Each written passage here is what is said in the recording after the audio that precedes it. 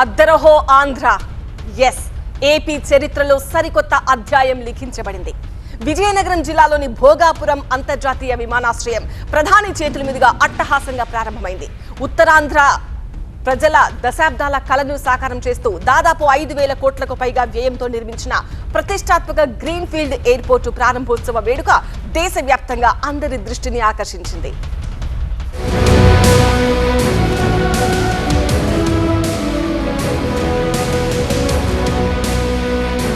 Bhogapuram international airport ఇది ఇప్పటి తరం విమానాశ్రయం.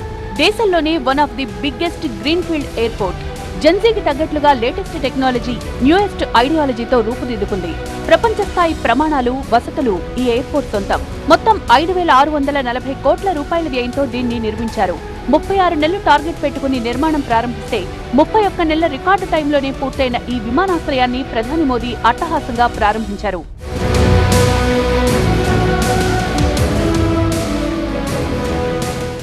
స్వర్ణాంధ్ర అభివృద్ధిలో ఈ రోజు ఎంతో కీలకమన్నారు ప్రధాని మోదీ.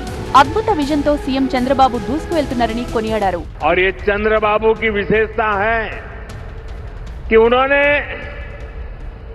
दो क्षितिजों को छुआ है. एक तरफ ऊंची आसमान को छूने वाली व्यवस्था, एयरपोर्ट का निर्माण, और दूसरी तरफ मेरे यहां के आदिवासी बहनों के द्वारा दीमसा नृत्य का विश्व रिकॉर्ड बनाना. मैं चंद्रबाबू के इस विजन को विशेष रूप से सराहना करता हूं. అల్లూరి సీతారామరాజు నడయాడిన గొప్ప నేల మీద ఎయిర్పోర్ట్ రావడం, దాన్ని తానే ప్రారంభించడం ఎంతో ఆనందాన్నిస్తోందన్నారు ప్రధాని మోదీ. డబుల్ ఇంజిన్ సర్కార్తో ఏపీ అభివృద్ధి చెందుతోందన్నారు. अल्लूरी सीताराम राजू जी ने जिस धरती पर आदिवासी हितों के लिए अपना जीवन समर्पित किया, आज उसी धरती पर आंध्र प्रदेश के एक नए एयरपोर्ट की शुरुआत हो रही है.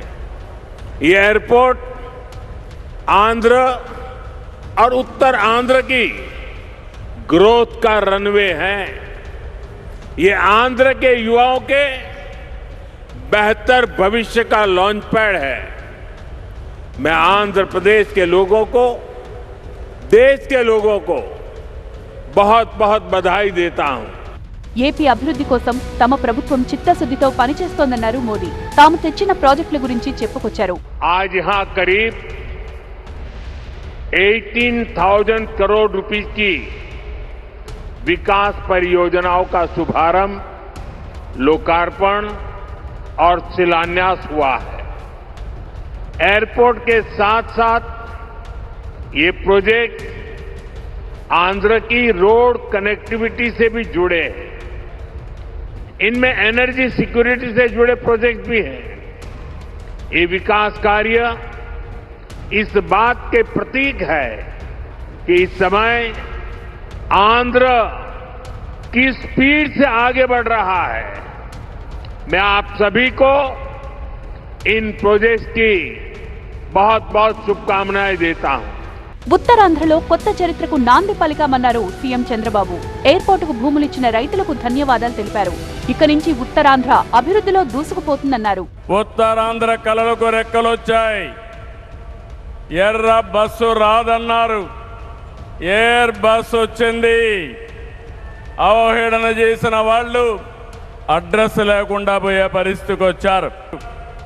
అన్ని అధిగమించాం. అద్భుతమైన ఎయిర్పోర్ట్ ఈరోజు నిర్మాణం అయిందంటే ఇది ఉత్తరాంధ్రకి గర్వ కారణమని మరొకసారి విజ్ఞప్తి చేస్తున్నాను.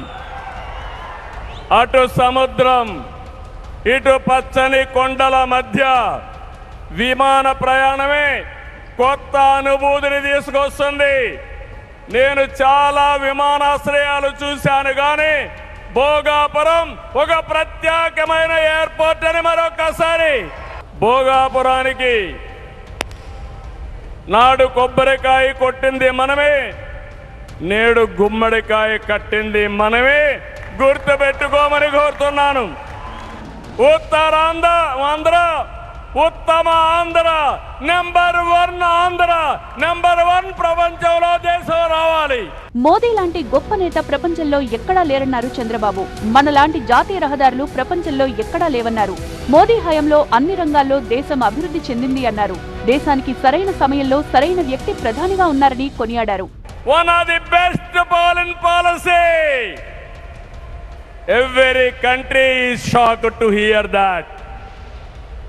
Space, science, technology. If we talk anything, I have seen in my past 5 decades career. 1978 I became first time MLA. 1980 I became minister. First time I have seen a leader with clear clarity. Always he works with a single agenda, nation first. India is going to become 2047 number 1 country in the world. 2047. He is the tallest leader in the world. If we go to any country, everybody is respecting. That is the pride he brought for the nation. Hands off to him. All of us has to stand with him. ప్రధాని మోదీ కష్టం ఈ తరానికి తెలియదన్నారు deputy CM Pawan Kalyan. సెలవు తీసుకోకుండా దేశానికి సేవ చేస్తున్నారని అన్నారు.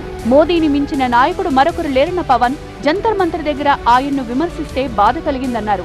నేటి యువతకు సంస్కారం నేర్పించాల్సిన అవసరం ఉందన్నారు పవన్. చాలా మంది ఆయన మీద మాట్లాడుతూ ఉంటే, ఆయన్ని అనకూడని మాట్లాడుతూ ఉంటే నా గుండె కదిలించేసింది, నా కన్నీళ్ళు వచ్చినాయి, బాధ వచ్చింది. దేశం కోసం కష్టపడే వారికి ఇవా చివరికి మనం ఇచ్చేదే. కొత్త తరానికి ఏం తెలుసు ఆయన పడ్డ కష్టం.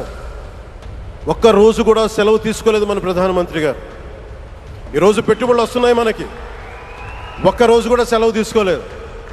శత్రు దేశాలు, మన అభివృద్ధికి ఈర్ష్యపడే పశ్చిమ దేశాలు, వీటన్నిటినీ తట్టుకొని ఒకవైపు విదేశాల్లో ఉండే శత్రువులతో పోరాడాలి, దేశాన్ని అభివృద్ధి పదంలో తీసుకెళ్దామంటే అంతర్గత శత్రువులతో పోరాడాలి.